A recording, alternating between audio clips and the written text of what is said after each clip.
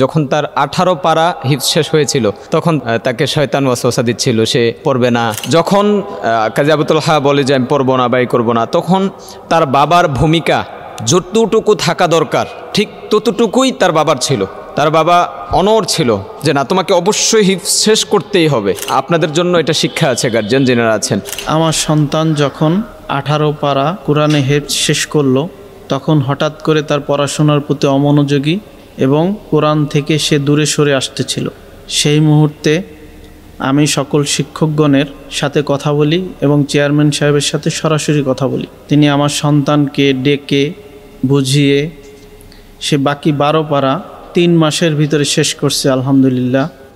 আজকে 18-10-2024, কিছুদিন পূর্বেই কাজী আবু তালহা হিফজ শেষ করেছে। তার কয়েক মাস পূর্বে, প্রায় 3 থেকে 3.5 মাস পূর্বে, যখন তার 18 পারা হিফজ শেষ হয়েছিল তখন তাকে শয়তান ওয়াসওয়াসা দিচ্ছিল। সে আয়েশা বলতেছে তার গার্জিয়ানকে বিভিন্নভাবে প্রেশার ক্রিয়েট করতেছে, সে পড়বে না, তাকে নিয়ে যেতে, সে জেনারেল পড়বে, স্কুলে পড়বে, সে কোনোভাবেই হিফজ পড়বে না।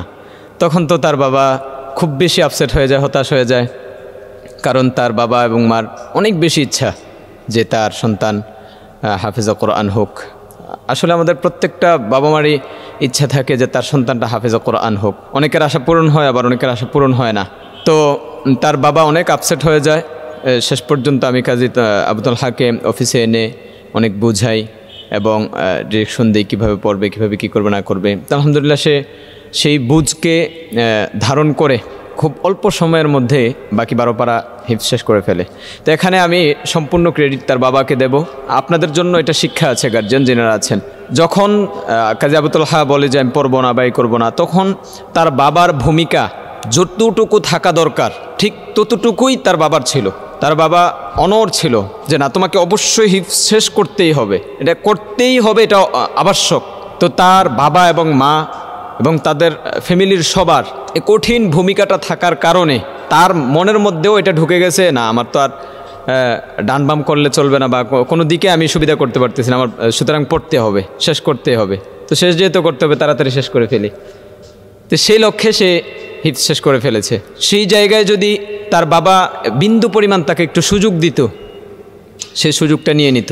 যদি তার বাবা বলতো ঠিক আছে তুমি বাসায় আসো, দেখি আলোচনা করে কি হয় না হয়, এগুলো করলেই সে সুযোগ পেয়ে যেত। আলহামদুলিল্লাহ তার বাবা ওই জায়গা থেকে অনেক বেশি স্ট্রং ছিলেন, যার কারণে আল্লাহ রাব্বুল আলামিন তাকে হাফিজা কোরআন হিসেবে কবুল করেছে। তো আমি প্রত্যেক গার্জিয়ানের কাছে এই মেসেজটি দিতে চাই, যদি আপনার বাচ্চা আপনার কাছে কোনো অভিযোগ করে বা কোনো কিছু বলে, সর্বপ্রথম আপনারা প্রতিষ্ঠানকে অবগত করবেন।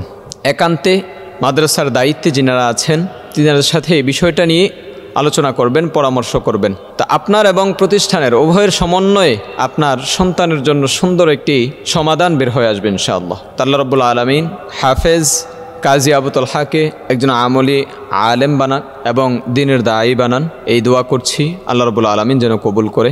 আসসালামু আলাইকুম ওয়া রাহমাতুল্লাহি ওয়া বারাকাতুহু।